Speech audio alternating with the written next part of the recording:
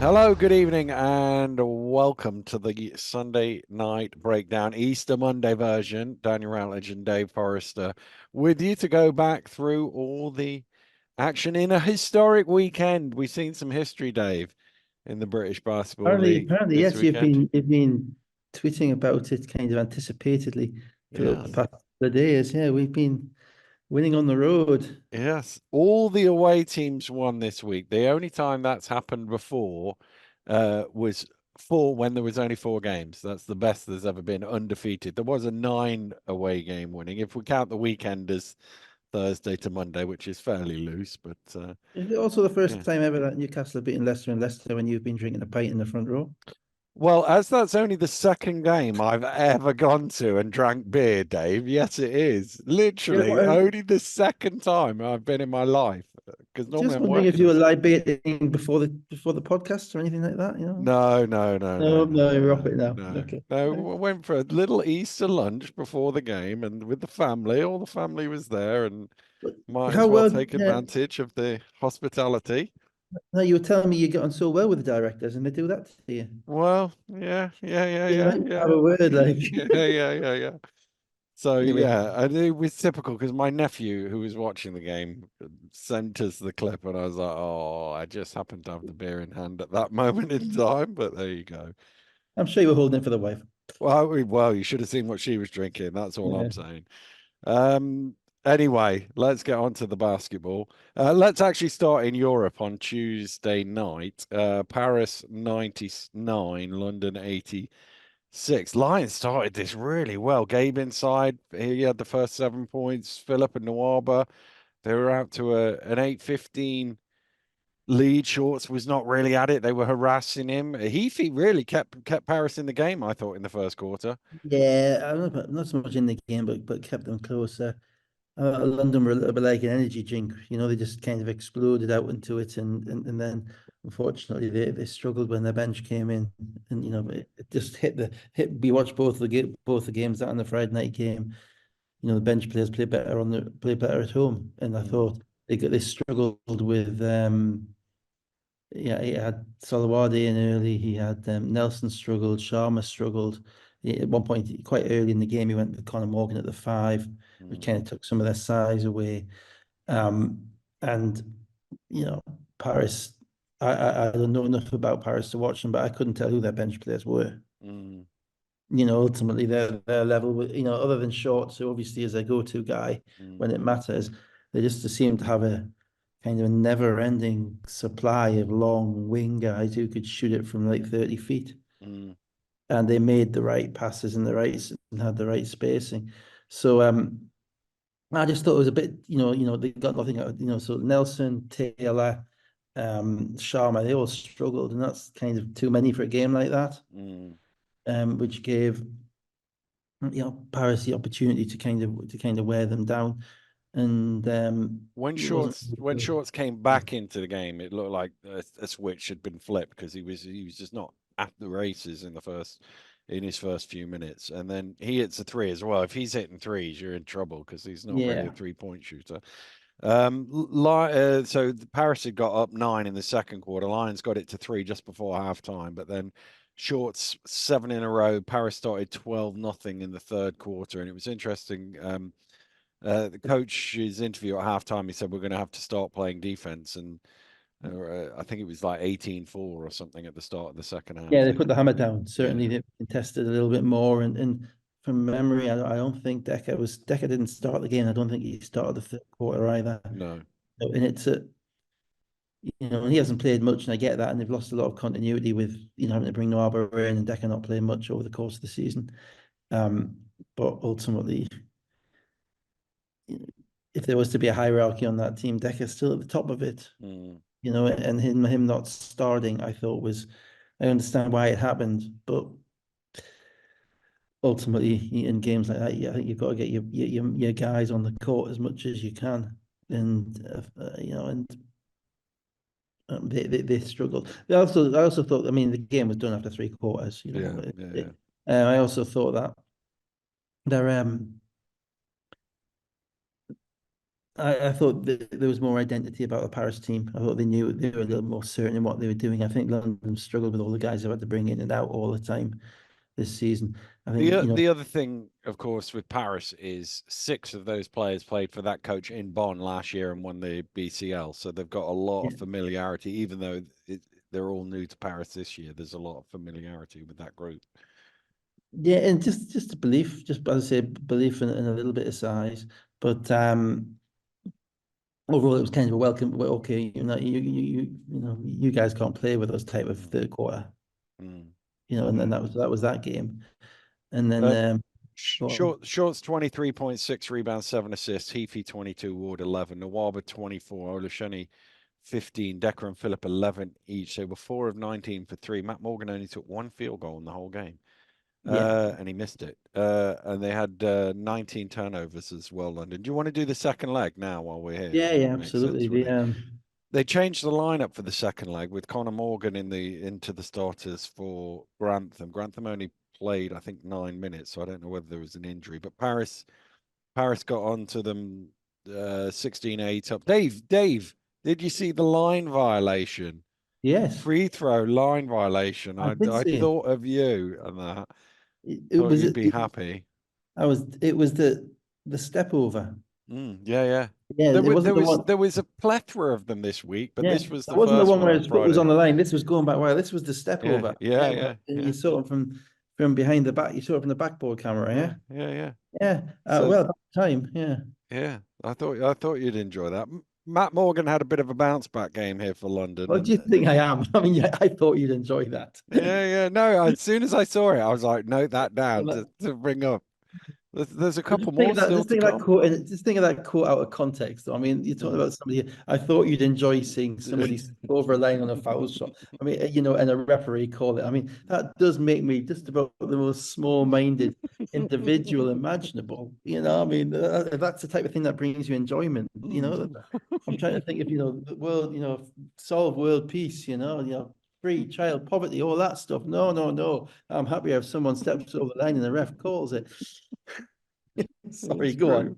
It's true. Continue the character Um, assassination. Matt Morgan with a bit of a bounce back game in Yeah. this one.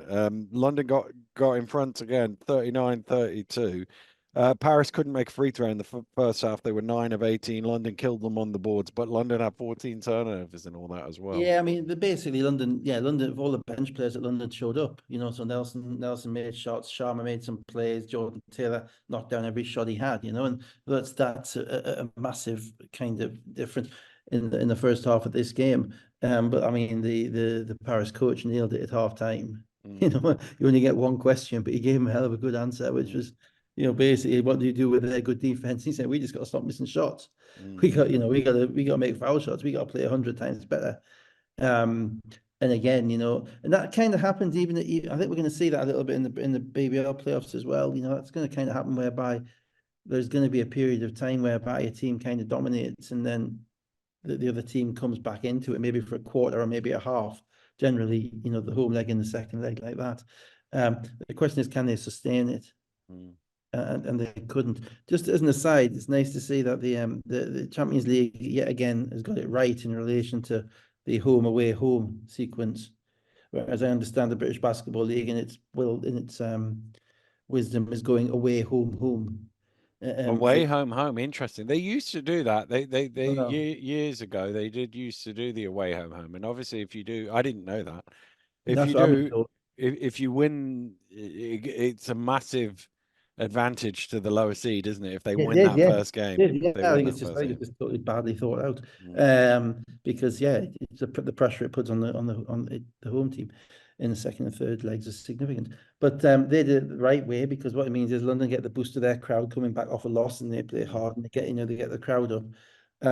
But Paris just had another gear, Yeah, it and was 2 point game, end of the third quarter. Paris started the fourth with 7 unanswered points to lead to 64-73, and they saw it home there. I don't know if you saw it, Nawaba, I thought was a touch fortunate yes, with that little bump, shall we say, into yeah. TJ Shorts. I thought that But he might have was, been punished. yeah. I mean, he was. he was spoiling though. To be fair to Noah, but he was the one who actually had kind of the dog in him in the whole Mm, two games. Him and maybe Taylor in the second leg, you would say. mm, Um, kind of the dog in them really going at it. But again, that kind of even then that kind of took London away from what we thought their identity was going to be in kind of December and January. mm, mm, Where they were really a high level screen and roll team, but bringing in the Wab a little bit different because more of a cutter from the wing, more of a kind of a high post guy, a bit undersized, so your spacing isn't quite as pristine. Then you've had drop offs from kind of Conor Morgan, or Shenny being injured and just being back in. Obviously, you've had to deal with Decker being out for most of the season. I do think ultimately, though, that however close that game was in the last 5 minutes, Shorts was going to win it. yeah, yeah, yeah, yeah. And Taylor tried to be the guy to kind of keep London in it, but Taylor was making, rotation jump shots. The ball was rotating to him, he's knocking down shots. Shorts was controlling the whole thing. Mm, mm, And the confidence that they clearly all have in him, and then the other guys know when to rebound, and then how to knock down shots. And when one of the London defenders sags, I couldn't see London winning a game. Unfortunately, I just didn't think they where do they go if they want to improve again? If they want to keep throwing the notes on the furnace, then I suppose they got to go and find their shorts. mm.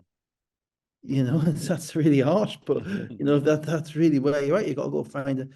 And you say, well, isn't that Matt Morgan? No, it's not Matt Morgan. Matt Morgan's not a table setter. Matt Morgan's a scorer. Mm, you know. And then you've got two British guards that they've signed, Philip and Nelson. They're actually an import down this year. All year they've been import down is what they could have had. So they could have found themselves another guy out of the kind of the NBA just lost the NBA ranks type of thing. mm. And they didn't. And I think ultimately kind of their guard by committee wasn't going to get it done. Four guards, Philip, Taylor, Nelson, and Morgan, not quite going to get it done. I think one of those guys, particularly the point guard, probably had to be more dominant. Mm. Matt Morgan, 25 points. Taylor, 17. They were 12 of 26 from three, but still had 21 turnovers in total. Shorts, 21. Heafy, 13. Herrera, 13. And that's the turnovers thing is probably what I'm raising about the point guards. Mm, That's two games where they've had a substantial amount of turnovers. mm, Whereas sometimes, you get those turnovers because the ball's having to do a lot of work to get open shots. Whereas the kind of the get out or the cheaters to give it to Shorts and let him run a screen and roll, he ain't turning it over. He might not make it, or he might not always make the right play, but most of the time you're getting something good out of it, and mm, your risk on offense is much reduced in relation to the turnovers. mm. So that's where I think they may have to, yeah, as I say, it's tough to upgrade on what they've got, but they may have to try. Paris missed 13 free throws, scored And 93 still points. one going Yeah, away. yeah, Yeah. yeah. So let's go back in time to Thursday night. Newcastle Eagles 84, Caledonia Gladiators 90. Up and down start. Caledonia made 3 threes and had an 11-2 run, 4 or 5 Well, I turnovers. really like Newcastle's energy actually at the beginning of this game. I thought it was really good. It's just that they forgot how to make a layup. Mm, And the strange thing about Newcastle, for all you guys on commentary are always saying, how they want to get out and run and get out in transition. Kind of the kind of the naughty little secret is they're not actually very good at finishing in transition. mm, Or not as good as they could be. I don't know what they're saying. There's a synergy login whereby you can go into points per possession in transition and points per possession in half court. I'm not sure what it would be, but my guess is in transition they might have a high number of points, but per possession it was not great. And mm, in the first half of this game, the first quarter, sorry, they turned Caledonia over a couple of times, probably more than two. Went down the other end, made bad decisions in the fast break, and gave up open threes off their missed transition. And that got Caledonia off to kind of a really comfortable start. I think they made that 7 or 8 threes by the beginning of the second quarter, because they got into rhythm because Newcastle got stops, but couldn't finish their stops because they didn't make smart decisions. I think they were 6 of 9 6 to 9. three-pointers. I've got 6 of 9 written down, and they were Hmm. Was it 12:22? My notes here have gone all a bit wonky, and I'm trying to work out where I am. I'd be That'll better be off the in the beer. fourth quarter. It'll be the That'll be the beer. beer. Yeah, yeah. I was drinking beer Thursday night as well. Uh, Watching the Eagles, I've got to. uh, I think you needed one, oh, judging by your Jesus. Twitter storm on Oh, yeah, I was yesterday. But laughing. there you go. Yeah, yeah. So should we skip forward to the end, just on the basis that Yeah, it what? was a back and forward. It was a back and Yeah. forth game. It was actually, to be fair, just before we get, I mean, it was a really good game. I actually really, there's a lot of Caledonia fans down there, which was Mm, great. It was basically full. The game was played with a bit of edge, but not edge, which kind of went too far. But there was for once, yeah, I would say that, yeah, Newcastle were actually kind of locked into what they were trying to do, and they were playing with as much energy as I've seen them play with at home for quite a while. But you need to be a really good team, and that's what Caledonia are at the moment. You need a little bit more than energy. mm. 6.5 minutes to go. McGill's fourth foul, borderline one, I thought. What was your take? Remind me, can you remember? I can't I've remember. just written borderline now. I think it was a Um, blocking foul. I'm I trying to think think now. Oh yeah, no, it was a charge. I think it was a charge. Charge. It was It was a charge. Yeah, charge. yeah, Yeah, yeah, it yeah. was down the far end from me, so Mm. I couldn't really see particularly well. I watched it. I did watch it back on the telly, and I wasn't sure, but it's 50-50 call. 78-80 with two to play. Eagles with back-to-back steals, but turned it over. And then 140 to go. More inside. 78-82. And I thought the game, yeah, just cutting you off. I think that just even before that, the game turned in the kind of the middle of the fourth quarter with Guardia Green when Mm, Green took over the game, and I thought Newcastle got it wrong. I thought they got the defensive strategy wrong with him. They basically put Ward Hibbert on him. No doubt with the kind of the strategy being we'll guard him with length. Ward Hibbert's a diligent defender. He's 6'6", but the problem was Ward Hibbert was pressurizing him, and he's not quick enough to actually trouble Green. And what you wanted at that point in the game, and when I was watching it, was thinking you want Green off the ball, because the best way of defending him is he hasn't got the basketball. mm, He's a 12 points a game scorer in the J League. He's clearly high level. He's already hit Newcastle for 29 points 2 weeks ago on 11-13 shooting. And I'm thinking get the ball off his hands. But Ward Hibbert was actually pressurizing him like 40 feet from the basket, which was stopping Green throwing the ball to somebody else. But Green's not a guy who kind of runs an offense quickly. He doesn't get straight into an offense. He likes to dribble the ball over half court, have a look around. So quite often, a lot of his offense comes when he's down to like 12 or 13 seconds on the clock, and he's maneuvered himself into a position where he's still dribbling, mm, for a screen and roll. And if you're going to defend him with your length, then you've got to back off him. But what if it was tight on him?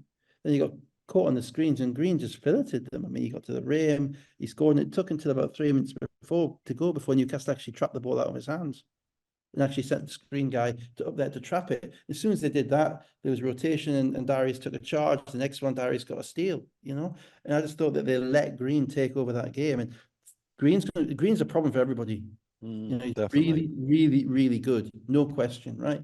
So you got to have a strategy. Now, if that was the first time they played them, you get a pass to a certain degree, but that wasn't, sticking Ward Hibbert on him and saying, do the best you can. That wasn't a strategy, because he could just go where he wanted, got the ball he wanted, waltz around the screen, shoot his little 15-footer, make a play.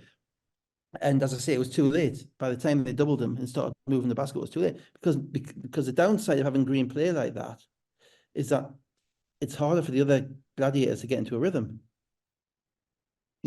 And if you take the ball out of his hands at that point, then suddenly you're saying to Patrick Whelan, you make a play off the dribble. You're saying to Beliza or Malcolm, you make a play. And they're a bit limited then, because Green doesn't play off the ball. Green's got the ball. Once he gives it up, he rarely gets it back if they're denying him. And I just thought they got that wrong. And I thought that changed the game. In fact, I thought that was the game, because Newcastle were up 6 early in the fourth quarter. Mm, And Quadia Green came in and took it over. And as I say, from a frustrated kind of fans perspective, they allowed him to take it over. And it was too late before they tried to wrest some momentum back. Also, McGill going out with his fourth foul was difficult. I mean, he probably needed a break. But then again, how long do you keep him on the bench? He's probably your best decision maker. The play that they ran to get Moore that shot with 2 minutes to go, after, as I say, Newcastle get the ball, they turn it over. Darius got the steal, he threw it to McGill, McGill throws it, Onwas makes a play, knocks the ball away. yeah, yeah. One break, to him. So there was that. I mean, there was multiple bad decisions by Newcastle, unfortunately, at the end of the game. And that's what cost them the game. Whereas when Caledonia got the ball, they ran out of bounds play, they threw it into Clifton Moore 8 feet from the basket off a little cross screen, caught the ball, turn, right hand hook. We've seen that move time after time after time. And that's his play. You know, it was like the play they ran Leicester to beat Leicester in the last seconds. Yeah. And so what Caledonia went to was what they knew worked. What Newcastle went to was kind of a bit of dribble and hope. Mm. And too many, you know, and Caledonia won the game because ultimately they were the more poised team near the end. And Newcastle, I'm afraid they ran it through the guards. The only proper plays they made in the last 4 minutes is when they threw the ball to Darius at the top, and Darius got McGill on the split, and he got a layup. Off steals, you know, and just really, if I'm Newcastle, I'm a Newcastle fan. I'm frustrated because it's April. You know, they should be better than that in the clutch. They can't be losing games like that without getting a good look in the basket, turning the ball over. Yeah, Johnson committed silly unsportsmanlike, which you're going to get to. Yeah. You know, mistakes. So that's So kind of my rant so over. let's get to that then. 123. Johnson takes it to Bothwell. Tough finish and 81-82. Green misses from close range. And then 51 seconds to go. Green with the steal from McGill. Johnson reaching around the back. He's the last man. So the fact he's not in front of him means it has to be an unsportsmanlike foul. 2 free throws, 81-84. On my son air balls a 3. Sorry. Yeah. Yeah, it was just the offense that gave up that Yeah. steal was just a dribble, dribble, dribble. You Yeah. know, Yeah. even Johnson's and one play you're talking about, that was dribble, dribble, dribble. You know, it Yeah. would basically make a play. So, and these guys are tired because they've been playing the whole game. You know, it's not the way. So the space, you know, the trust wasn't there in the teammates from my perspective. Ward Hibbert misses a 3, shoots over more, falls short. Slow 17 down a seconds. second. No, he can't shoot that shot. There was Yeah, 12 seconds left on the shot clock. It was an off balance, kind of off the dribble three when you're up yeah. when 30 seconds to go. You know, I mean, my takeaway of this game was that even the allegedly smart Newcastle players made dumb decisions. Mm. You know, that's another one. So you got Johnson's and sports, you got McGill's turnover. You know, you've got Ward Hibbert's 3. You can't, you know, it's just a bad losing play. And it also, they then allowed Gladiators to run a fair bit of clock before committing a foul. Bothwell, 2 free throws, 81-86. Timeout advance. McGill drives, he's fouled, he goes 1 for 2, 82-86. Timeout advance. Johnson fouls Whelan, he makes both of those, 82-88.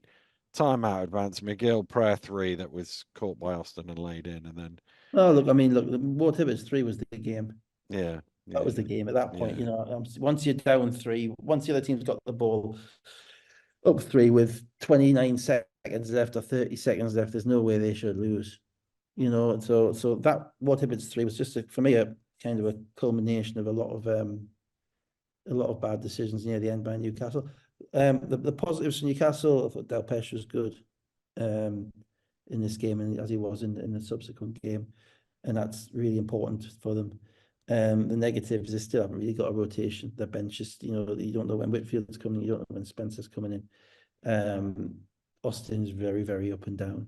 You know, he's really, you know, he makes a great play, and then he makes a play where you wonder what he's doing. Caledonia, you know, I came away impressed by them. I came away thinking you could also defend them, probably a little bit more so than I had after the first game. But it all comes down to you know, you have to be really precise in defending them, and primarily in defending Green. You have to have a plan for Green, and you have to be ultra disciplined on that plan. And I don't think Newcastle had the right plan, and I think even if they had the right plan, I don't think they would have been disciplined enough to carry it out. So to compound I haven't really noted down this game properly. I haven't got the scorer, so let me just have a look. McGill, 24 points, 5 rebounds, 4 assists, 5 turnovers, 5 steals, 5 fouls. Johnson, 19 points and 8 assists, and Delpesh, 6 or 7 shooting for 15 points. And Green had 32 points, 11 of 18 shooting. Whelan had 14 points, 5 assists, 6 rebounds, and Bothwell had 15 points. I missed that one. So let me come back to where I was. Right, let's move on to Plymouth City Patriots. Are we still? We're on Friday now, aren't we? Plymouth Yeah, City still Patriots, Friday, yeah. 79, Cheshire Phoenix 102. Rideau with the first 8 points of the game, two threes. They were 24-10 up in the first quarter. Cheshire had made 9 threes before Plymouth made one. This was never really close, to be honest with you. Yeah, fast forwarded too much of this game, Mm, I'm afraid. Sorry, Cheshire. mm. Yeah, I mean, they gave up they gave up, I think, what, 42 3-point attempts to Cheshire? 41, 17 of 41. 41. 41. I don't, let's say the 17 is not relevant. It's a 41. Mm, These guys, they're not shooting 41 bad threes. mm, 41 threes is one a minute. mm, And you can't let Cheshire, with the guys that they've got who can shoot, get that many threes off. And that's a mindset. Again, defending the 3-point line is a mindset. Against that, if Rideau makes a couple early, then it's like, okay, it's going to be a long night, because he's probably the one that if he's shooting it, then the others aren't getting the looks. But Plymouth had a bit of a come down, I think, from the heinous capitulation of Leicester, mm. and their energy levels weren't great in this game either, from what I could see. Did you see the end? No, All didn't, right, didn't 15 what happened? seconds to go. Green was disqualified from the Oh, missed. game. Really? Couldn't, Oh, yeah, couldn't really see why. But Wiley was shooting 2 free throws. So the first one had gone up, and then obviously they cut to a close up of him. Just as they come back to the wide, you can see Gavin Williams there, 2 fists up in the air for a disqualification. I'm thinking, who's got disqualified here? Because it was like, how does anybody get? There was no altercation. There was I just nothing. ask, because I mean, is there some form of kind of bond money for your directors as to how many disqualifications they can? To be fair Or to are they them, on some sort of bonus? Missed another one. There's another tenner for the kitty or something. Because the fists in the air side is happening quite regularly, as basically it's the end of the season. Players are getting frustrated yeah. for whatever reason, so doing stupid things and losing their discipline, etc. But we never get to see what it is. So just To be fair, like he's just Green is just stood there in the normal middle slot of the free throw line, and with yeah, his basically his hands on his knees, sort of thing. So he can only have said something because there was nothing obvious, yeah. but goodness knows what he said. But Gavin just threw him straight out. As I said to you a bit earlier on one of our private messages, we'll certainly not find out what it's about at the disciplinary hearing. We won't. So he left the game with 15 seconds to go. Wiley 18 points, 9 rebounds, 4 assists. Green 16 points. Dusha with Copeland 11. Jack 28 points and 6 rebounds. Rye 19 points and 10 rebounds. Rideau 16 points, 6 rebounds, 5 assists. So let's go to Sheffield Sharks 85, Leicester Riders 88. Still no homes for Leicester. Allen with the first 9 Leicester points of the game, and Leicester got a couple of scores ahead early on. Yeah, well, and yeah, wow, this was a 3 games in 1, wasn't it? Yeah, firstly, the human talking point that is Teddy Allen. Mm. Coming back to a slightly contentious meme posted online by the Leicester about he's back and people looking frightened, which resulted in me commenting, are they in the ref's room? And then kind of basically making a point, which was, you can't stop me, and going for like 25 in the first half. And Sheffield were a bit happy, I think. They'd won a couple of games, and their focus wasn't great early on, from what I could see. And well, it certainly wasn't, because you compare it to the way that they defended in the second half, the way they defended in the first half, there was a substantial difference. But yeah, I mean, Alan showed kind of, the good and the bad. He showed what a fantastic scorer he was in the first half, made shots from everywhere, and kind of helped, like he does. He envelops the game. He takes the game. He's a guy who takes the game over. He's a magnetic guy to watch, because you're constantly watching him on the court when he's doing his thing, and he enjoys kind of that kind of central focus. Issue is always, would it be better being a tennis player, where you get all that central focus to yourself? Yes. as opposed to Yeah. having that four guys bounce around you and also have that, Mm, But mm, I mean, from a kind of a spectator's perspective, yeah, he's magnetic. And what you see is again, Law's coming off 38, but Law only shoots the ball 3 or 4 times in the first half. mm. So there's everything is an up and down. But he came out, he made some plays. He was the story of the first half. And Sheffield were, I just think, not at the races. Coke struggled a little bit, didn't he? In Yeah. this, So the lead reached 12 in the second quarter. Green with 7 in an 11-2 run cut it to 3, but then Leicester responded with 10 of the next 12 to go back out to 37-48. Allen had, as you say, a 25 at halftime. I think it was 10 of 12 shooting. yeah. Um, Sheffield then with 6 in a row in the third quarter caught it to 51-52, and they took the lead actually in the third quarter, 64-66 just before the end. And Well, what then, they did was they basically they defended Allen entirely differently, and they defended the way they should have been from the beginning because Routinho guarded him, and the scout report on Allen is now it's out there now. You got to have a slightly smaller guy guard him and basically harass him, be right into his space because you give him any space, he's scoring. And if he's going to beat you, he's going to have to beat you by bullying you and kind of getting to the rim, but that's hard because that's going to take energy out of him, and there's going to be help defenders there. So the only basket Allen scored in the second half, if you watch the game back, was off a Leicester timeout where Rob basically drew up a back cut play from because um, Sheffield were overplaying him, which basically means I basically stop him catching the ball right and not let him do it. So what you do is you fake to come out and get the ball and then you back cut and you clear out that side. It was perfect. And he got a layup out of that, probably 4 minutes to go in the third quarter, something like that. But that was the only place. That was the only score he had. So he went from basically having the opportunity to shoot every single shot to being effectively neutered by the way that they were defending him. And also, when he then tried to take it upon himself a little bit, you had Ramsey, who was a very small help defender, who was able to get in, who was able to take the ball off him, who was able to, because he knows that it's unlikely that he's going to pass. So that kind of lost Leicester a lot of rhythm because he was, I think, certainly for the first few minutes of the third quarter, he was playing like it was still the first and the second quarter. mm, And that allowed Sheffield were defending him totally differently and totally better, taking away the first threat. And it actually took until he went out of the game for the kind of the Leicester bench, the Leicester other guys to come in the game for them to get into a rhythm.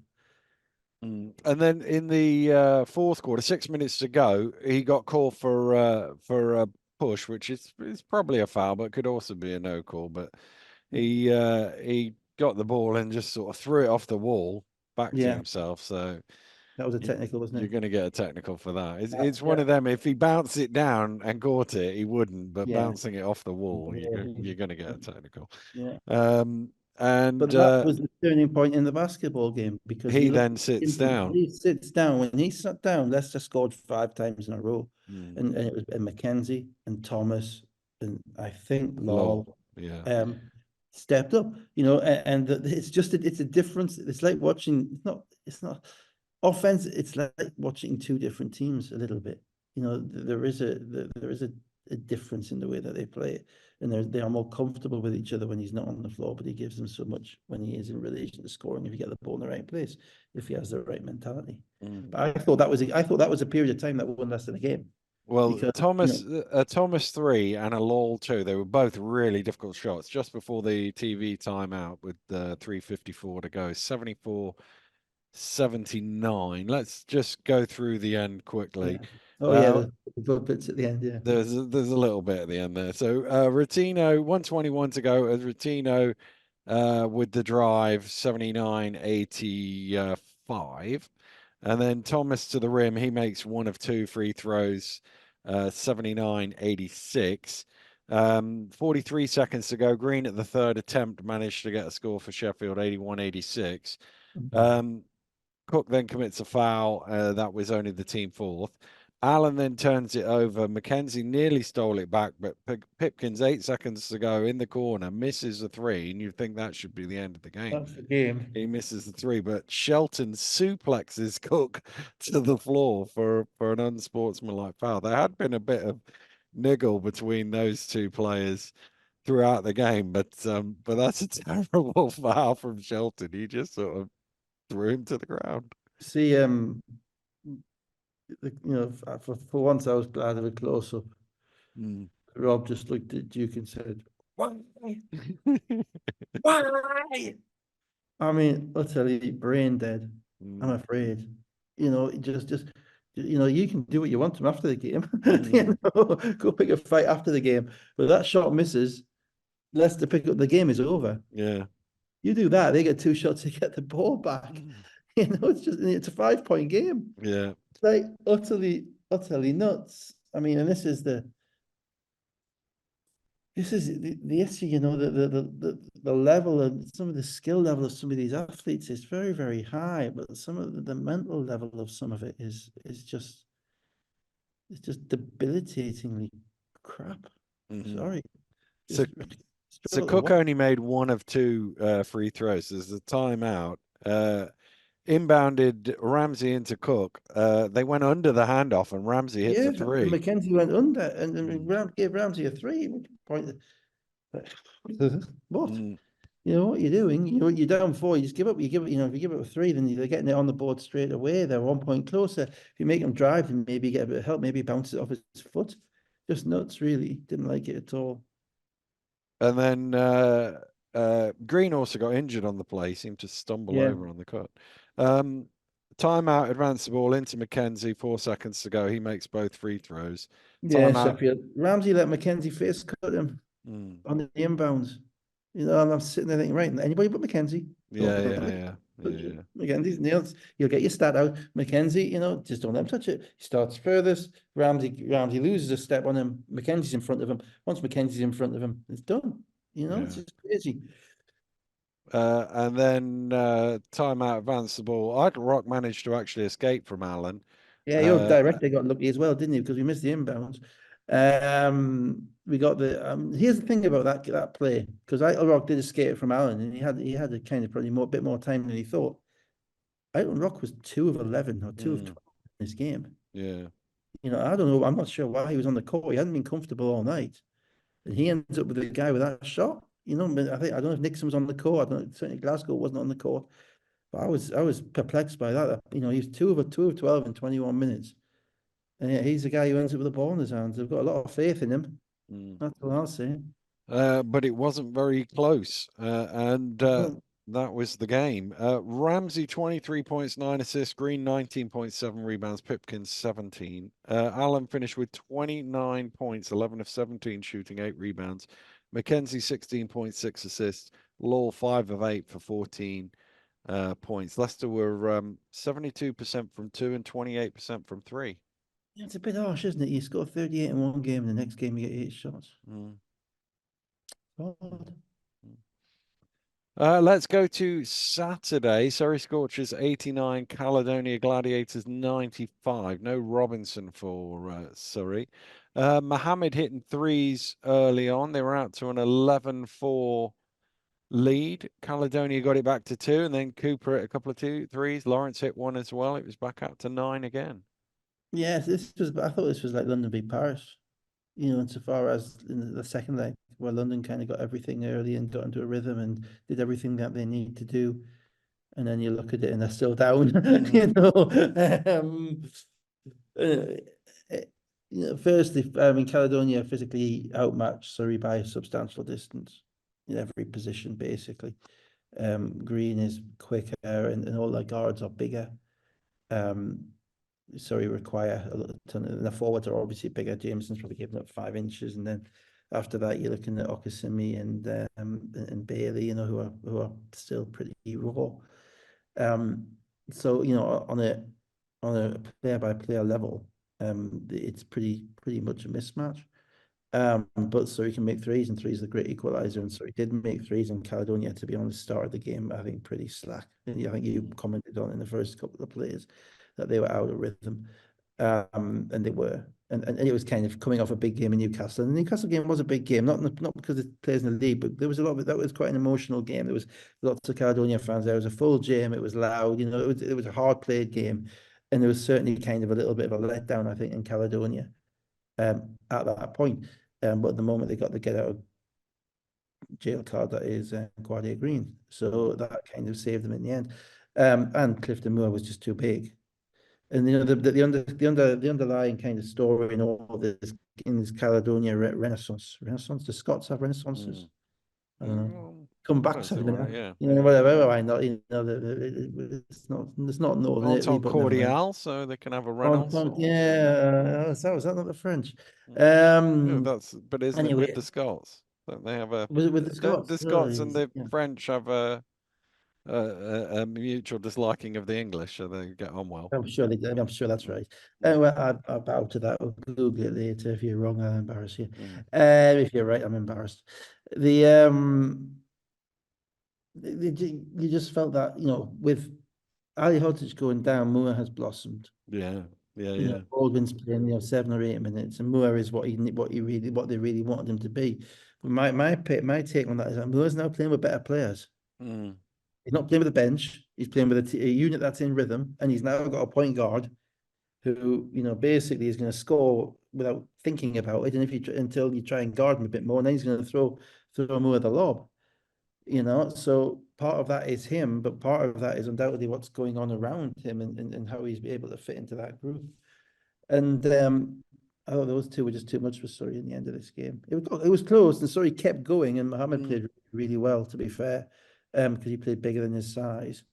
But he just didn't quite think that Surrey were going to get over the line. Well, Surrey made 11 first half threes, but they were only Yeah. 3 points up at halftime. Mm. Quade Green helped Caledonia into a 58-65 lead mid third quarter, but Surrey replied 9-0 to go back in front again. Green pushed Caledonia ahead again. Surrey responded. Mohammed and Gooden to lead 85-82. Let's get to the last couple of minutes. 2 minutes to go, 87-86 Surrey lead. Malcolm with a great play on an offensive rebound to sort of bat the ball out, and then it comes all the way back round to him and he scores underneath to put them up 87-88. Mohammed misses an open three, and then we had the play where it was very, very close to an 8-second violation on your It was, favorite, the yeah, yeah, walkover. I yeah. was convinced in real time it was an 8-second violation. By the time we got the last replay, I was like, well, I'd like to rock and roll that a few times just Yeah, to it's a bit see. difficult if you have to rock and roll it, because the Mm, refs can't really see the clock and the foot at the same time, can they? That's mm. the problem, Yeah, right? yeah, yeah.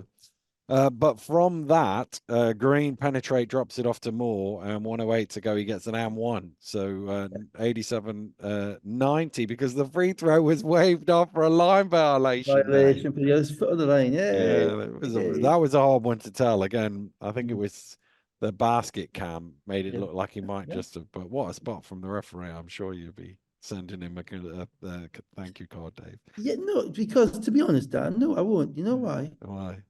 It's your job. It's your job. Do your I'm job. sorry that You've that's the gone easiest Bill call in Belichick. the Look, you book, got the hoodie because on and nobody is everything. moving. Yeah, You've got yeah, nothing else to look at. yeah, It's your job. Yeah, yeah. good call. I'm glad it's being looked at. Hopefully, in our own little corner of the world, we can have a little bit of satisfaction that this hours of rumination on British basketball results in, at some point, a referee depriving Caledonia of a point in the game. But even so, it's their job. Good, yeah, okay, good job. But but you're not doing laps of honor. Let's be Yeah. honest. 40 seconds to go. Good work from Jameson underneath to make it 89-90 after he Yeah. shook loose more. 25 seconds to go. Whelan top of the key. Knocks it A very down. comfortable shot that was on the curl, and you just that they were getting easier shot. The reason I say earlier I didn't think they were going to win is because Caledonia were getting easier shots. Mm. It was the same at Newcastle. Caledonia were getting better shots, and they've got enough good players to knock those shots down. There was an interesting thing in this whereby they took Cooper out with a couple of minutes to go and put Lawrence in. I think it was Cooper that took it, yeah. And I didn't like that. I thought Surrey's offense kind of struggled a little bit more because Cooper gives you that spacing. He might not be knocking down the shot, but he gives you that spacing whereby, you've basically got to play 4-on-4 without him. And I thought when Lawrence came in, that their offense kind of struggled and it was a bit more stagnant than when Cooper stayed in the game. So I didn't like that sub. Well, he was But in on anyway, he was in on the final play yeah, because he got He came back in. he That's came back he in. He came got a back in. decent look in the corner. It didn't go in, bit of a scramble underneath. Jameson had it blocked, knocked away, something or other. Eventually, Caledonia got the ball, and Mohammed got a technical because he was arguing about a call, basically. Yeah, I mean, to be fair, I mean, Mohammed played really well. And to be fair, Caledonia weren't on it defensively. They gave up too many threes, even that Mohammed three earlier, that Cooper three in the corner at the end. I see the Caledonia kind of riding the quad A green wave at the moment. And they do fit better than they have all season.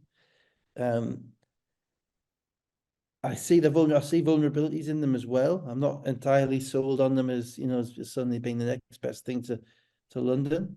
But you also see substantial strengths, and you're gonna have teams that are gonna have to figure out how to go Green. I watched Green and at Newcastle quite carefully because he's kind of the next big thing, and he had that kind of a bit of twitchiness about him, a little bit of kind of, I don't know what the best way of putting it is. It almost, he had a certainty about him, but he also had an uncertainty about him. That sounds utterly nuts. And there's a couple of times, whereby I suppose basically he knows that he's good, but he's also trying to figure it out at the same time. There's a couple of times he was a little bit antsy with Gareth as he walked past as he went to the bench. So I'm not sure. It would be really interesting in the summer to see how much money Caledonia are willing to spend to keep him. And it might be the same for Clifton Moore as well. How committed, how much money are the Terminators going to put behind it all? Because those two guys, in past years, their trajectory would be to Europe. I mean, Green's come from Europe. He played in Portugal a bit. He's kind of a little bit of a reclamation project on his resume. He's playing probably above his level because of things that haven't gone quite for him. So the issue will be, if our league is truly taking those steps forward, do those guys come back? Because they're going to be getting offers for a substantial amount more elsewhere. Yeah, and we know that the owner is rich, but how rich does he want to be afterwards? So that's really interesting. So yeah, I do like what Caledonia are doing. I do think that they are defendable, and I do think they're going to have a couple of bumps in the road. At the moment, I would probably say they're the most likely team to come out of the playoffs. But that is so Green dependent, and I haven't seen enough of him at this point to be satisfied that he's an absolute cert to be doing the same thing in the playoffs that he has been for the past 3 weeks. You haven't got enough sample size yet. Mohammed, 22 points, 4 of 9 for 3 and 8 rebounds. Cooper, 18 points, 5 of 10 for 3 points. Jameson, 14 points, 15 of 30 from 3. Sorry, that's what they need to do to win games. Well, they gave themselves a chance. Yeah. But their size, ultimately, when Moore gets that and one play, they can't stop that. They just don't have the physicality and the bodies to stop that. When Whelan comes off that curl, there's nobody there. They're just not, unfortunately, equipped physically at the level of the Caledonia team. And so they made a ton of threes, but didn't quite equalize it. Green, 31 points, 13 of 18 scoring and 5 assists. And I'm speaking slowly because Quad A Green has now, you remember our 200 points in 8 game stats that we all learned for Teddy Allen? He scored 205 points in 8 games. So actually more than Teddy Allen. More than Teddy Allen, not quite, just Jay Sean. Yeah. Well, no, not quite. He's still behind Jay Sean, still behind Reggie Bratton as well. And Reggie Bratton, yeah. Was Teddy Allen was 2 or 3. I mean, it's interesting that the only team that's basic once Green's actually come in and took over the team, which was like 5 games ago. The only team that's had any success in stopping him was London, and London have the length that no other BBL team has. So so they have the length and the depth of defenders that the BBL teams don't. So he's playing a little bit like a kid in the candy shop at the moment. Go where he wants, do what he wants, and he's kind of playing with a ton of confidence. As I say, the history of guys who are kind of supernovas in this league is that they can fly, they can do an Icarus, flying too close to the mythology for you there. Entente Cordial, all that crap, but like Icarus. I think the Entente Cordial, I think you're right. I think that is France and England, but there is some equivalent with Scotland. I accept your Yeah, backpack. yeah, yeah, But you know, we've seen it. You know, you're going all the way back to TAC Marina, people who fly yeah, so yeah, close to yeah, the, and yeah, yeah. then just absolutely flame out in a fit of, you know, either on court or off court disgracefulness. Mm, And you know, and it'll be interesting. It'll be interesting to see with somebody. It's almost a problem as a coach if you've got somebody that good. mm, Sounds crazy, right? But and at the moment it's not, because they're winning, and he's 13 of 18 and he's mm, 15 of 19 and putting up ridiculous numbers and playing like he's the best player in the league, and that's fine. And you have to manage, but the thing is, as a coach, you got to manage that with the rest of your team. It's kind of what Leicester have had to do with all the hype with Teddy Allen. mm, It's what we had to do with Jay Shaw. You know, you have to mm. manage everybody else's perception, and you also have to manage the players' own confidence levels. You don't, I don't mean managing them up. You kind of manage them down. Yeah, yeah, yeah, yeah. You know what I mean? Because as sure as eggs are eggs, you know, you will get bitten. The Mm, player will get bitten, and we know that because we've been through it and we've seen them, we've sat there, and we've done it and mm, watched it. But the players don't. They don't mm, know until they literally run into the fist to the face. They mm, get a punch on the cheek, metaphorically, and it happens, and it's like, oh, I didn't think that was going to happen. mm. You know, so it's fascinating. You know, when you, as I say, you got someone that good now, the whole planets start to spin in Yeah, different yeah. axes, and Well, you've got different presumably things to worry about. the reason I know the 200 point stat is because I got asked the question. So Yeah. presumably that's coming to a social media post near you, and we'll start to get some of the Yeah, and let's be frank. I mean, it's exaggerated now. It's exacerbated now by yeah, social media. yeah, I yeah, mean, yeah, this is ultimately in the 30 years that you and I, about 30 plus years that you and I have been following it. yeah, This has, you know, Teddy Allen is probably the most hyped player we've ever had in this league. yeah, yeah. Could well Not be. Yeah, because, yeah, not because he's necessarily the very best player or whatever, but because he's turned up at the season, yeah, the hype has started. yeah, yeah, yeah, And the social media stuff has started, and the profile, and it's all about content and all of this stuff. And on top of that, he's coming to kind of turn the narrative of the team around and all of yeah. that stuff. Mm. You know, and he might be the first And one, but he it might goes be for the next. 35 in back-to-back He games. goes to 35 in Yeah, consecutive yeah, games, so he's yeah, living up to a bit more hype. So the hype is panned again, and yeah, then yeah, bang, suddenly he gets a call he doesn't like. He gets maybe a harsh technical. Suddenly he's suspended for 2 games because his head's mm. gone. You know, Yeah, yeah, so these things, and that's not on him. That's on whoever it could be. yeah, yeah, You know, yeah, yeah, the frustrations kind of kick in, and when things aren't, when players expect success to be linear, mm, they expect that, you know, they expect to keep going like that, and it's not. mm, And the coaches know it's not, but the coaches have to manage the players to prevent them from being from dropping their standards or being kind of surprised by it. It's why consistent players are valued by coaches. mm. You know, it's why you take a Scott Martin over Taj Green, Yeah, yeah. right? From my perspective, it's or a Mark Loving over a Myron Thomas, Mm. you know, or anything there, because the consistent guys Zach Jackson. or one, Zach Jackson yeah, was the Zach, most even keel dude ever. exactly. But they're the players who win stuff. Yeah, They might not win, you know, they're the players who win stuff. yeah, yeah. And that's, you know, But Jordan Taylor's your example. you're not building content around Zach Jackson, are you? But you're not That's building content about, uh, and as I think I said to you last week or the week before, you know, the first one of our guys wins player of the month. It's like, oh yeah, shit. yeah, yeah, You know, it's like, I don't want to, oh, great job. Send him a text, yeah, great job. But you're yeah, thinking, yeah. okay, so we got a week of this now, Mm, whereby, you know, he's wondering who's going to come and take his coat as he comes into the arena for yeah, practice. You know what I mean? yeah, You know, and you've got to kind of just kind of knock him down again, build him up again, knock him down again. It's a really interesting psychological kind of aspect to it all. And I'm bringing all this up because it's now Quaddy Green. yeah, yeah, yeah, yeah. It's now Quaddy Green. It Quad A was Teddy Allen. buckets. It's now Quaddy Green. He's now in the ascendancy. So so lots of eyes on him, and we'll see how he manages it. Mm. Moore 9 of 12 for 19 points and Whelan 17 points and 5 assists. Let's go to the other game on Saturday. Bristol I think flies Gareth 8. smiled as well at some point. Just He once. did, yeah, yeah. He's got a Uh, beard though, so he hides it well. Bristol flies 83, Plymouth City Patriots 89.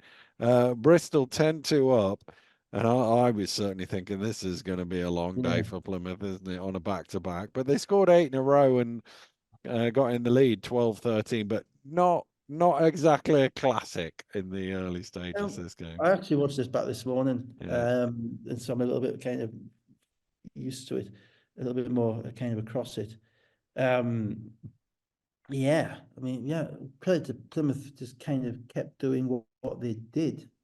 Daniel Coder played really well the past couple of weeks as well. It's contract season. And he gave them something. And the one thing, I have, if you give me a mark out of 10 for Plymouth, I'd give them a 7. If you give me a mark out of 10 for Manchester, I'd give them a 2. And Manchester's above Plymouth in the table because Manchester and Plymouth are getting close to maximizing what they've got and playing together. They play together. And I thought that was noticeable in this game in Bristol. We know are just extraordinarily hitty missy. You can see also, without getting to the end, you can see what it meant, the way they celebrated with the fans at the end as well. Those guys, you can see they were. Yeah, I mean, look, it is hard, right? I mean, it's easy to quit. Yeah. And That's what I mean. Is you could quitting, easily be going, "What's my seat number? Am I a aisle seat or window seat?" But they quitting went isn't out just there and kind played of, hard. yeah, but quitting isn't just down in tools. Quitting is just not doing the little things. Yeah. Quitting is not mentally committing to absolutely having to win. Mm. And if you're 10 or 20% out of that, then you're not going to win professional basketball games. But they stuck at it. And as I say, I thought Daniel Coder was big because Dusha got a stupid unsportsmanlike. And he took himself, he fouled in sports like where he pushed Tejon Lucas. He kind of took himself out of the game, and which wasn't what his team needed. Which would be the type of thing you would say to somebody who's on the plane mentally, But Daniel Kodo came in and didn't miss a beat. I thought that was really important because their kind of guard players, they lost Johnson. Obviously, Johnson gave them 19 points a game earlier in the season. Lots of dribbling, but he gave them 19 points a game. So since then, their guard play, Touche, Daniel Kodo, Joe Hart is effectively because because they lost Faulkner as well, obviously. Lost Faulkner as well. Atwood and Copeland are basically forward. So the guard play is a bit of a struggle for them, in relation to scoring the basketball. And I thought Daniel Coder coming in and giving them what they did was really important in this game. And Bristol got a little bit frustrated and they got outworked.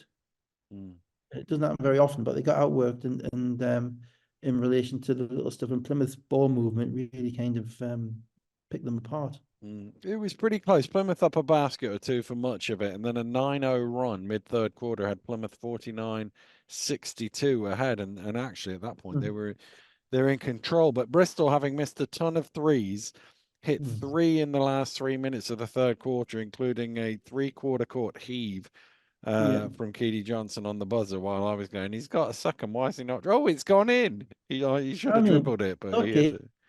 Here's my question, you commentators, right? Why is a three-quarter shot always a heave?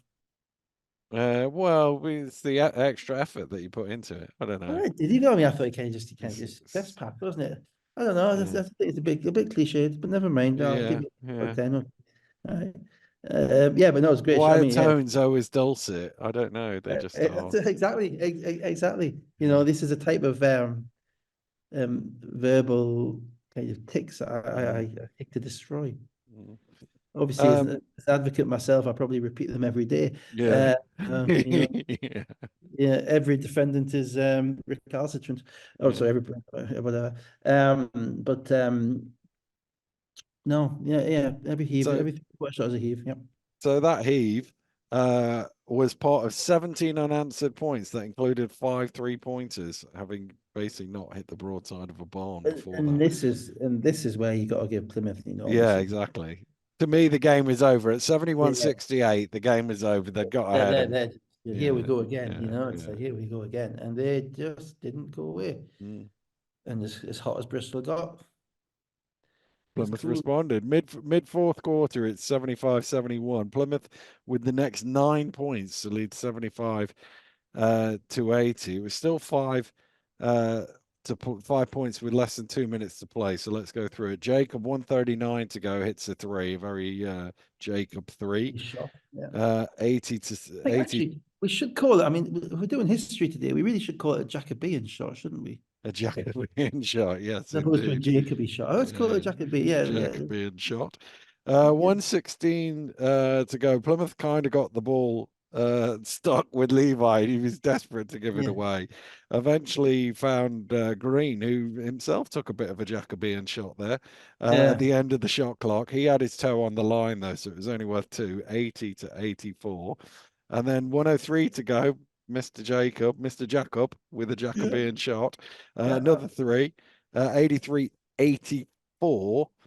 And then 45 seconds to go. Really good drive, I thought, from Atwood to get to the basket. Yeah, with 83. the one knock, and I've had it repeatedly with Atwood all season. Not as his skills or whatever. It's been where he's been when the game was on the line. Mm, And in this game, to be fair, they didn't have much in that offense, and he had the ball 30 feet from the basket, and he jab step, hard drive to his left, he got to the foul line. And that's exactly what you want your guys to do.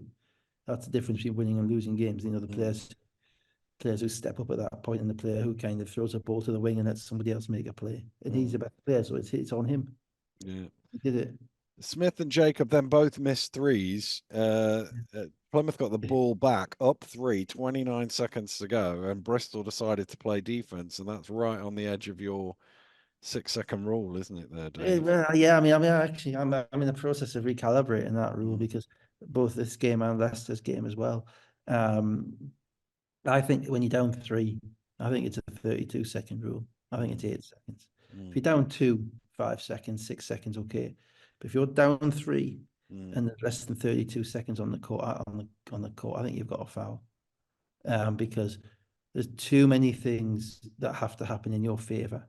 You have to miss, you have to get the rebound, you have to get up the court, you don't get a timeout because it's unlikely the ball goes out of bounds. You don't get a timeout to set anything up, and you've got to find a three when you could be fouled at any point and have to shoot 2 foul shots as well. And you have to find a three in what could be 5 seconds.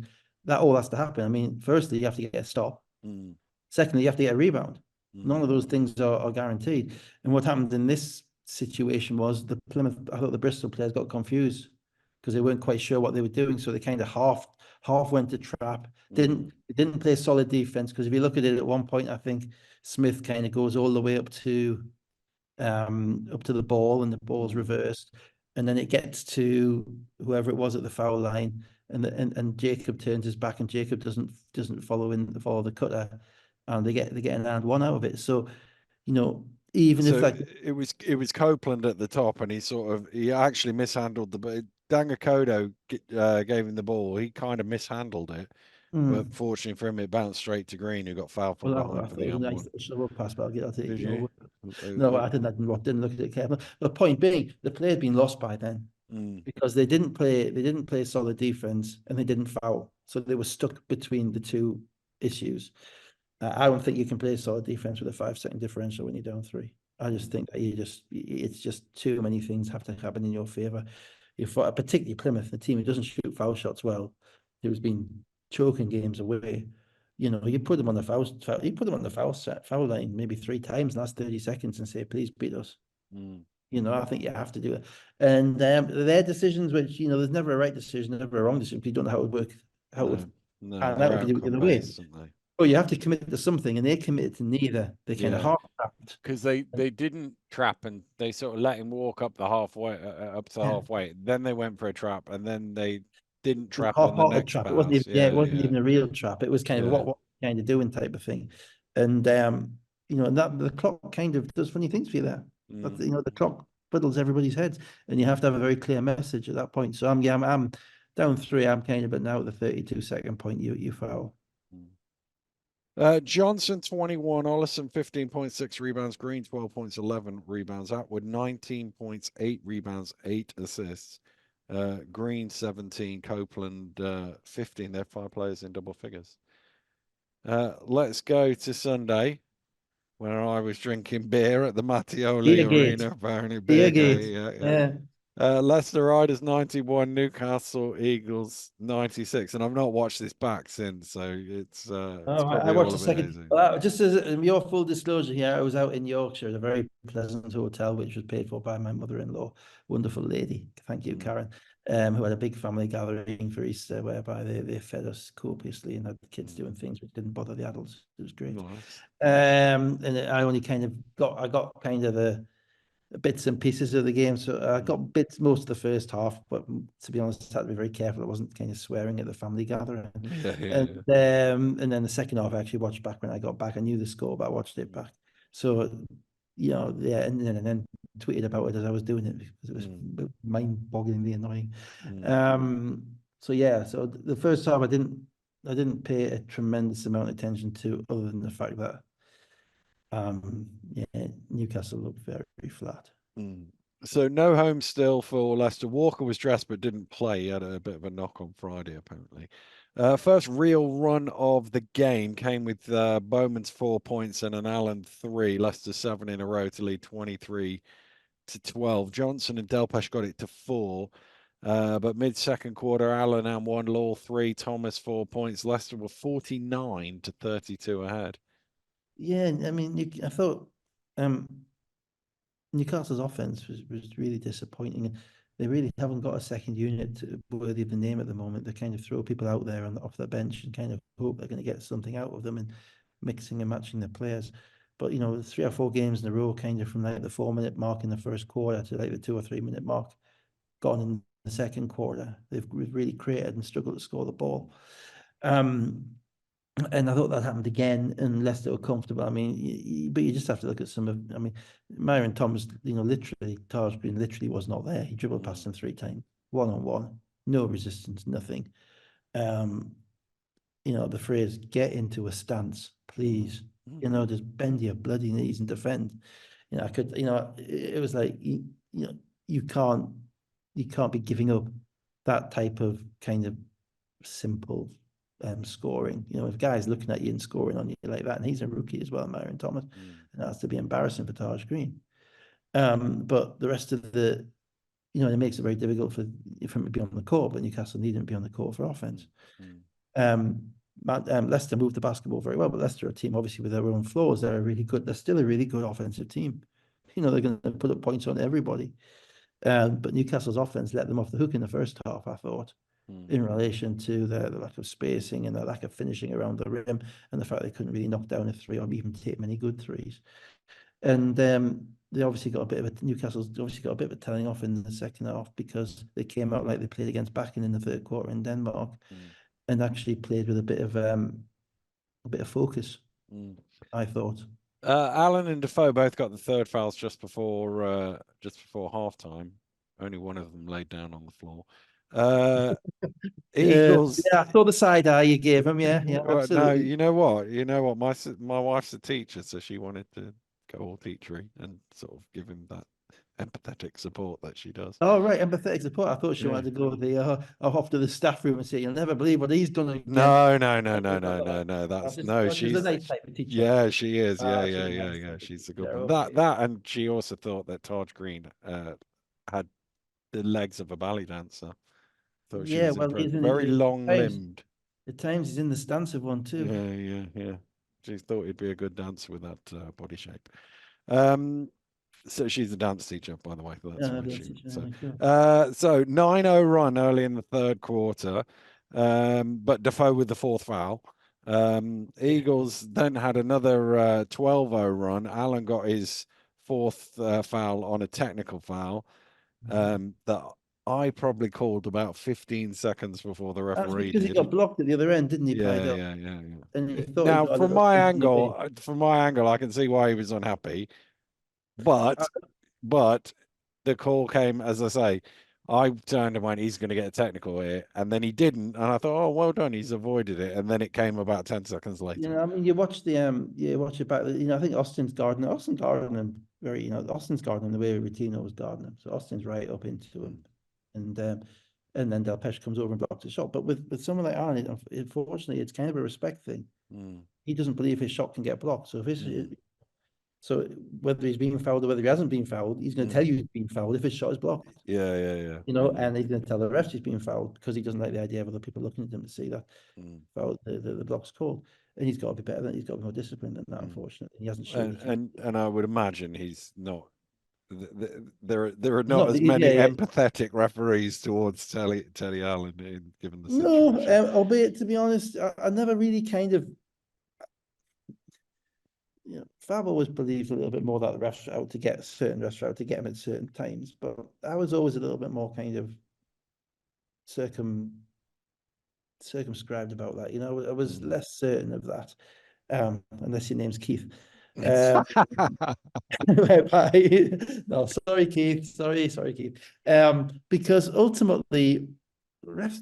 My view was refs really generally don't want to give technicals. No, my take on it Yeah, is if he's you jumping up don't and have to. down running back, then he's going to get a You know, technical, and you he get a didn't. technical, But and he I think obviously most, kept on. you So know, I thought they were more than lenient to wait. yeah. So anyway, you got to, but again, we've talked that isn't necessarily, the way that he's being defended now, that isn't necessarily is detrimental to Leicester as maybe it would have been a few weeks ago when he has to sit on the bench.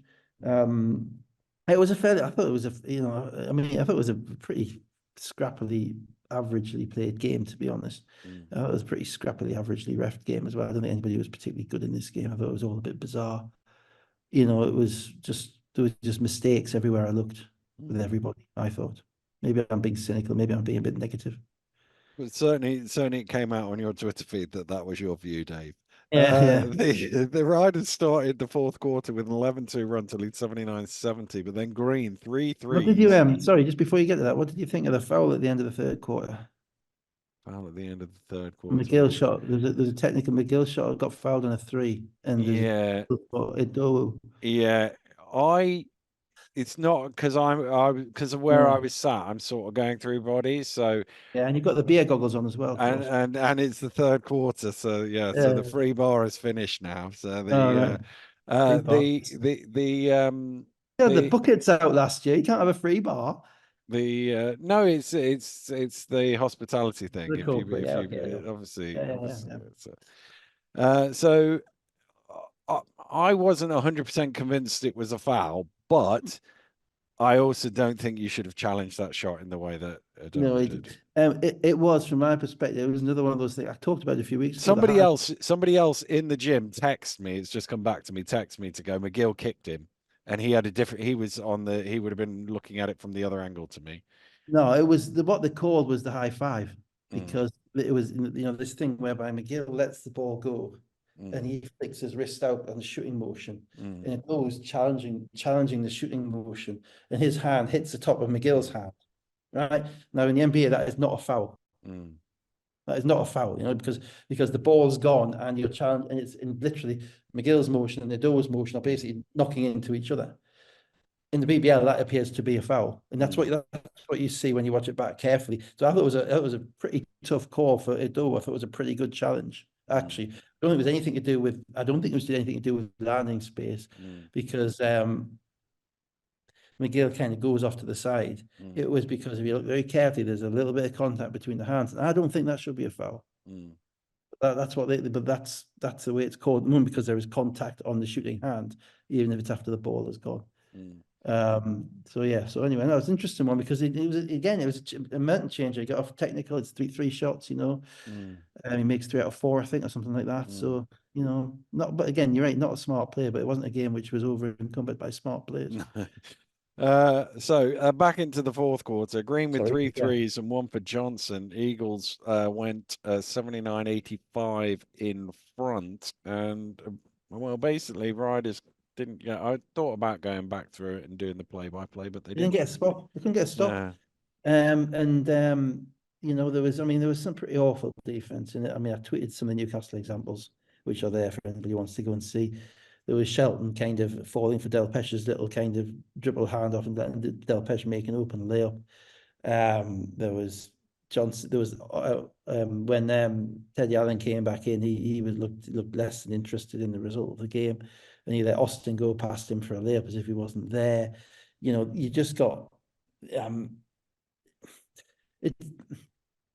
I think it must be tough. It is tough because you've got Newcastle fans, Leicester fans who have kind of become educated in what it takes to win, right? because they've seen a lot of it. Mm. Right. And, for all we talk about, the new fans and, the generation ZZ or whatever it's called, ZZ Top, I don't know, right? At the end of the day, most of the fans that are in there are ones who want to go and watch the game. And they're fans who have watched the game for quite a long time. You get new ones, that's great. But, and they're seeing stuff, be it attention to details, be it body language, be it discipline, all that stuff, which is not commensurate with what they saw from Bernardini or Loving or Scott Martin or Charles Smith, and there's a noticeable drop off to the fans. Now, that probably wouldn't be the same if you were in Glasgow, where they haven't seen as much of that, or in Sheffield, where they know what they're watching, but again, they haven't had, Sheffield have been always been disciplined, but to see it with Leicester and Newcastle is quite jarring. And I think there's more of an expectation on those teams because the standards have been set by previous teams. And it's not the standards of playing; it's the standards of competing and the detail. And you go back 2 years. I mean, Newcastle won the playoffs with and Leicester with the Crandall, Zach Jackson, Wheel, and Loving and Nelson Henry team. It's one of the smartest teams we've ever had. Yeah. In this league, it's literally one of the smartest teams we've ever had. And now, they're seeing, you're seeing Shelton commit that foul at Sheffield on Friday night. Yeah. You're seeing, I'm watching, as I say, I'm watching Jordan Johnson go under a screen on Kimball McKenzie with 3 minutes to go when you're 6 up. I'm watching Ricky McGill not pick up Connor Washington. If when you're up 6 with a minute to go and or 8 with a minute to go and invite Connor to shoot a 3. And I'm watching, and Alan doing dumb things, to be blunt. Did well not to foul out on that first play. On that first, literally the first play he came back, it was right in front of me. I thought that was on him, but well, if the ref had a different angle, he'd got the call first. There's two, and I just think it's a bit jarring for the fans. These two teams are now basically where they should be, which is competing for like 4th or 5th. And because they're flawed, and they're fragile. And that doesn't mean they're not talented, but and it doesn't mean that the coaches aren't telling them what to do, because I'm sure the coaches are telling them exactly what they want to do. You're not telling me that Stootle's telling Johnson to go under a screen on McKinsey in semi-fast break with 3 minutes to go, or that or Rob's telling Edowu to commit a foul in a 3-point shooter with 0.5 of a second to go in a quarter. It's not happening, but it's what it is. So I mean, Taj Green, actually, to be fair, I talk about Taj Green's defense, which was woeful on Thomas, but he is a seriously talented offensive player. And he stepped up ultimately in the last, he came off the bench 6 minutes ago. They were down 9. He had 13 points in the last 5 minutes. He knocked down 3 threes, and he got to the rim a couple of times and made a little hook shot, and he took over the game. And you have to give him enormous amount of credit for that. But then again, I see him do that. He makes his 3rd 3. They're up by 3 with 4 minutes to go. He called a timeout, and I'm chest bumping people on the sideline. It's like, no, you got a game to win. And I just, maybe it's just very, very cynical about kind of the kind of the new generation of the players who are kind of one generation beyond what I was involved with. And maybe it's unfair as a result, because maybe that is just the way it is. But there's a reason Zach Jackson and Gino Crandall and are earning more money. There's a reason that Ramon Fletcher got to go and play abroad as well. Could have stayed abroad, playing longer. That reason is because every possession is the same, and they treat every possession as the same, and the attention to detail that they have. The guy playing for Bakken, Skylar Bolin, who was a point guard at Bakken, who on any metric, any kind of basketball metric, you would not say is as talented as Jordan Johnson or Ricky McGill. Right? He played in the Bundesliga in Germany for 4 years. Right? When they needed to make a play against Newcastle, he made a play. And sometimes it's not about what you've got between your legs and what your strength is and what your physical capabilities are. It's about what's between your ears. And I thought this was a game whereby neither team really gave the best version of themselves in relation to what was between their ears. That's Thomas harsh, isn't 21, it? yeah. Thomas 21 points, 15 rebounds. Lowell 17.6 rebounds. Allen 16 points. Green 4 of 4 for 3, 26 points, 8 rebounds. Johnson 21. McGill 16.6 rebounds, 10 assists. Let's. McGill's a really talented player. Mm, You know, at the end of the day, he's 5 of 18 in this game, and but he still has this. He just has this kind of shoulder shrugging talent, which frustrates me a little bit because he is so talented. You thought that if he was maybe a little bit more military or militaristic in his approach, you know, a little bit less loose, you think where would he be playing? Probably not in Newcastle. mm. Cheshire Phoenix 75, Bristol Flyers 89. No Cam Christian for Cheshire. Bradley against his old team, knocking down shots. Green inside 9-18 after 6 minutes, and then Johnson with 5 and an 11-0 run, 26-40. And to be honest with you, that was about Well, you it, know what I really. said when I was talking about the whole Claudia Green thing, and you know, and how you know now when you get good, you've got to manage it hard.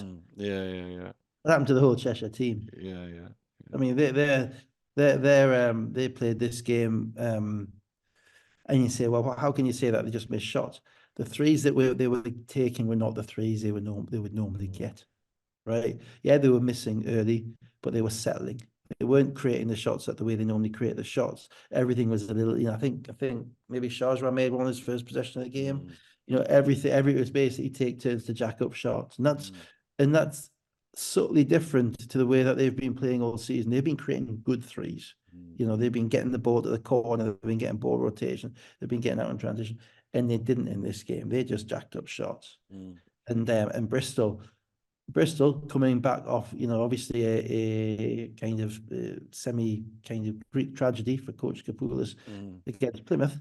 This is good. This is who, you know, mm, if I say, you know, again to continue the historical theme, and I just thought of this now, may have lost his marbles mm. after that last game. Which I'm also sure he brings in, just donated them to the museum. yeah, I'm sure you just donated. That brings in a town in Scotland called Elgin as well, doesn't it? Oh, So well, like yeah, yeah, yeah. Scottish as well. But, you know, so they're coming off a loss to Plymouth, which was an inexcusable loss from their perspective, Mm, and they're playing with a degree of focus and that Cheshire just didn't have. And to be fair, Bristol, you know, they piled it on, mm, and Kenny Johnston in particular um, was aggressive to the rim and they rebounded the ball sufficiently well, whereby even when you know that Rideau kind of lost it, he got 4 fouls, didn't come back mm, in the game, mm, and it was just one of those games whereby you know in this league, Cheshire are probably good enough to be a 14 out of 15 winning team to mm, win 14 out of 15 in a row, and to keep that up. Now, they've won that many games and they've done that, mm. but you know you get heights, and when I say not good enough to be that kind of to get to that point whereby they just have to show up to win. Yeah, yeah, yeah, yeah, They've won those games because they've showed up and they've played the way they're meant to play. This game they had a mental night off, yeah. no question in my mind, and that's as I say that's not to Well, I think was it last week you said Cheshire know how good they are, yes and yeah I can't remember which game it was, but it was one of those games where you just looked at it and went, God, they know they're really good. And I think yeah today was the sort of the downside from that the bounce back from that. yeah Yeah. I agree Not today, yesterday. that yes Lead peaked at 32. Cheshire made some threes down the stretch to make it closer, make it look closer than it was. A bit chippy at the end as well. These two teams might see each other in the playoffs, and there was a bit of again you know the Cheshire have this habit you know just kind of they keep going to the very last second. mm, And again, it's probably, you know, I'm thinking, you know, as a cost benefit analysis, what you're getting out of that way. mm, Technically, you're saying, you know, we're going to be there till the end, you know, we're never going to be out, we're going to be in your face, you know, whatever it is. What do you potentially lose from it? Well, someone gets injured, someone gets thrown out of the game, Skylar mm, White, you know, because having a bit of a face up. mm, And I mean, I'm always been for one, if a team has handled you, you know, then you just get out of the gym as quick as you can. yeah, You know, yeah, you get the timeouts, play the game out, shake hands, you walk out, okay, and then you look at yourself. And they got a bit ratty, I thought, when mm, they were, you know, not a bit ratty. They kept competing and they kept doubling and all of that mm, stuff. And I get all of that stuff. And there's nothing in the rules which says you can't do that. But it's always to what effect? You know, are you storing up something for later, or are you sending the message that you want to send?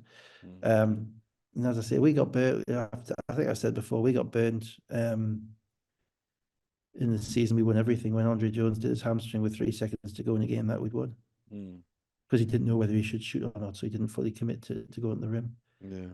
He was out for 2 months, and so, you know, from ever since that moment, for me, it was always you put the ball down at half court and you walk off. You know, and if that means 45 seconds to go, that's 45 seconds to go. You know, you don't need to be building animosity, particularly with a team that you might see again. That's my. But again, if you're good and you know you're good, then you fear nothing. So I mean, they're probably thinking it doesn't really matter to us. And it did allow us to see our third line violation of the week. It did Yeah, indeed. Rye, 27 points, 10 of 14, 13 rebounds as well. White, 3 of 13 for 11 points, only two in double figures. They were 10 of 37 for 3 in the end. 17 turnovers turned into 20 points. Johnson, 24, Ollison, 15, Lucas, 11 points and 6 assists. They were 2 of 16. I mean, there are two things about this game. I mean, firstly, you know, again, that's the other thing I'm thinking. They're down by 30 with, or 25 with 6 minutes to go, and Rye's playing 38 minutes. You know, I mean, that's dicing with death. You know, yeah, you might get away with it, it might work, and you might. He's really, really good, and he's really, really competitive. I'm not sure there's a game that Aaron Rye doesn't think he can win, right? So I understand why you keep him in, but I'm still like, you know, you got bigger games, you got bigger fish to fry than that. And secondly, you know, teams kind of embrace the, you know, the best teams kind of embrace their identities more and more as the season goes on. But there is always a tipping point with those identities, right? Because you can be a little bit guardable. And we always used to, about 3 seasons that I was involved in, where we changed our whole defense in February. We put in new players in March and in April. Times we put in players that we weren't going to use until the second leg of a game, you know, because we didn't want to tip off. You want to have those players available when the first one. Cheshire shot 78 threes in those 2 games. That's a lot of threes. Yeah. And that makes it a little bit easier, you know, because that's a 3 a minute. Yeah. Basically. Is, yeah, and if you take the point that you only have the ball for half a minute, you know, of every minute on average, you know, give or take a few seconds either way, you know, you're putting a 3-point shot up basically every second offense, every second shot. Now that's kind of the way basketball is. Now, because 3 is more than 2, and I'm certainly not going to argue with the maths over it. You know, the maths of it are pretty sound. But it all depends on the quality of the threes that you're getting, and the quality of the shooters you've got shooting them. And if you skew too far towards throwing shots up because that's what you do, as opposed to doing all the stuff which helps you get the good stuff, then you become easier to guard. So what they have to be careful of is that they don't get not 3-point happy, because there's nothing wrong with them shooting threes, but they have to be very careful that they don't get too predictable in relation to their offense. That it's not just one pass and it's going up from whoever gets it, because that's not the way that they've got to where they've got to. You know, they're better than that. They've sprinkled in, particularly with Rye with the ball, Rideau going to the rim, kickouts to corners, ball rotation, all that type of stuff. And sometimes when you get towards the end of the season, that can kind of degrade. Everything can degrade a little bit out of boredom almost, out of just, it's a bit easier to do things this way than the way you've done before. And, you know, so there's a little bit of a warning sign there. 78 threes in 2 games is a lot of threes. Let's come to today's game. Manchester Giants 64, Sheffield Sharks 87. No Robertson with an ankle injury. Giants led 12-4, and then Sheffield scored 23 of the next 25 points to lead 14-27. And if I'm honest with you, that was it as a contest, really. Well, Giants played 4 minutes, didn't they? William Lee blocked 3 shots, playing in the centre. They looked better for playing him in the centre. They got a couple of good looks. They look a mess. They look dispirited. They look unmotivated or demotivated, whichever way you want to put it. They jacked up a lot of shots in this game, which they were kind of hoping would go in. I liked what Stampley gave them. Outside of that, I really struggle. with it, their rotations, or as you say, there's a 23-2 run, and Evan Walsh doesn't come into the beginning of the second quarter. That was a bit befuddling to me. You got Jalen Harris coming in before him, and he doesn't. Harris plays like 2.5 minutes and sits down again. But more than anything, the offense was let's just hope it goes in. That there was, in the past, at least that with Lewis with the ball, I say at least with Lewis with the ball, you kind of had an idea where the shots were coming from, and they were getting a bit from Robertson in the screen and roll. They just put up a lot I mean, I had to check the numbers halfway through the third quarter, so what they were shooting, but there was really no specific effort to make an effort to get a better shot. You know what I mean? They didn't, yeah. I just thought by the end they were a bit of an undisciplined rabble. Yeah. Anderson limped out in the third quarter with a rolled ankle. Yeah. Didn't look good Didn't look 2 helpful. weeks ago. I don't think we'll see him again. No, it doesn't. That was my take as well. And then 22 seconds to go in the third quarter. Kipper Nichols with a foul. Maybe it's a little of a cheap one, but it's not I thought it outside. was a cheap shot. I was unsportsmanlike. You thought, yeah, I thought it was a cheap shot. I thought he knew what he was doing. yeah. He's also a little bit frustrated, Kipper Nichols, because you look at his numbers since he's been coming off the bench. He's really not been impactful at all. So I think it was a little bit of a frustration thing. I know that Walsh is talking, because Walsh obviously likes to talk. He did his commentary with you, was excellent. But I think he does a bit on the court as well. I think he knew what he was doing, and it was a bit of kind of a shoulder charge. But the refs got it quickly enough, and then Walsh got up and tried to kind of. Walsh jumped up, and Lawton grabbed hold of him so that nothing That was quite happened. entertaining, wasn't it? Yeah. Bite their bitten. Yeah, it did. Yeah. And then Coach Simonian comes onto the court, but then we cut to a replay. Yeah, thanks, guys. To see the incident, which makes sense in that situation. Because if you're also recording what's happening on the court, when the coach is the coach launches a karate kick at the referee's head, and we didn't see it. Yeah. By the way, he didn't. I don't think. But anyway, well, I'm pretty sure somebody would have told us that on social media if he did. But he obviously did something, because he got disqualified for it. Now, my assumption is that he's come on to a coach is allowed to come onto court in the event of an altercation or a potential altercation. And I suppose that goes under potential altercation, because the Walsh jumps up and Lawton grabs hold of him. It does, yeah, absolutely. But the coach can only come on to de-escalate things, and my assumption is he didn't de-escalate. Well, there's a difference between de-escalation, being not de-escalating, and escalating. Yes. Right. And what you do see, there's a secondary bit which you catch at the end of one of the replays where the ref waves him back off the court. So if you caught that. Yeah, it's not on the first replay where you see him walk on before you cut away, but there's another bit where he's kind of waved off by Kate Ellsworth off the court, back off the court. Now, from my perspective, I mean, I'd love to hear exactly what happened there, and I don't have the whole picture. But the chronology of what was decided doesn't really make much sense to me. Because if he's on the court and he's saying something, or he's escalating something, then at that point he should be immediately whistled for a technical or worse. He shouldn't just be waved back off the court. We know the referee knows he's there because the referee's waved him off the court, right, and not taking any further sanction at that point. Now, if he's just gone on the court to say, in case something is happening, which is what it appeared to be at the beginning, right, and then the players themselves stop the argument, or the player, or Lawton basically takes the heat out of it, by holding Walsh back, right? Well, at that point, he shouldn't be staying on the court until he knows everything's fine. But there has to be a little bit of latitude there for that. You can't, I better get off straight away, because as you said, there's an entitlement to be on there. So unless he did something which actually escalated it, then from my perspective, there's no way in the world he should be disqualified. And if he had done something which had escalated it, I would have expected a little bit more than just to have him waved off the court.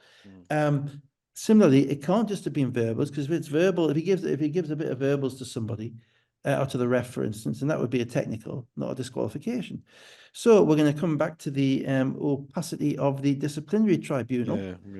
It's what actually happened. And I hope it's something better than just inappropriately entered the court or something like that, because I didn't, normally in peace, even with the kind of the Cluedo games that your directors play with us, normally in peace when it's Colonel Green in the kitchen with the candlestick, I couldn't piece together what he did. And when I saw the disqualification, I initially thought they disqualified Walsh. I did. That was my first take, and I thought, But he oh, cut, that's but a I'm bit thinking that's harsh. a bit Yeah, much. I was thinking yeah, I that's a thought it bit was a bit harsh. harsh. And I'm thinking, well, you're not going to disqualify Nichols for that because Yeah, it's a hard foul. It's probably on sports night, but yeah, it's not it's not a disqualification. no, And then they pointed at the coach, and I'm like, okay, well, then you rewind it back and you see him walking on, but you don't see him running on. You don't see him he doesn't, on the bit that we see, it doesn't appear that he's going to go and chin somebody. no, no.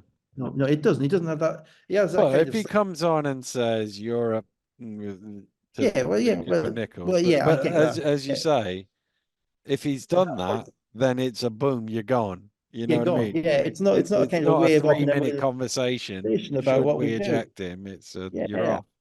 So, and of course he's already got penalty points, hasn't he, from Yeah. the, So you know, presumably he's going to get if they can do the hearing quick enough, he's going to get a ban before the end of the season. oh yeah, like they matter. How many games have got left? 3 games left.